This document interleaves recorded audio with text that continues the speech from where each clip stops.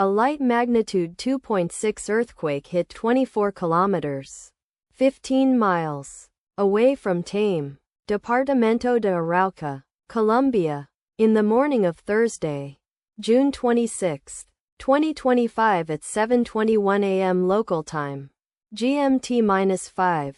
The depth of the quake could not be determined, but is assumed to be shallow. The quake was not felt, or at least not reported so.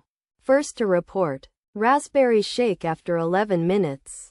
The earthquake occurred 6 weeks after a magnitude 3.4 earthquake had hit on Tuesday, May 13, 2025, at 9:44 p.m. local time.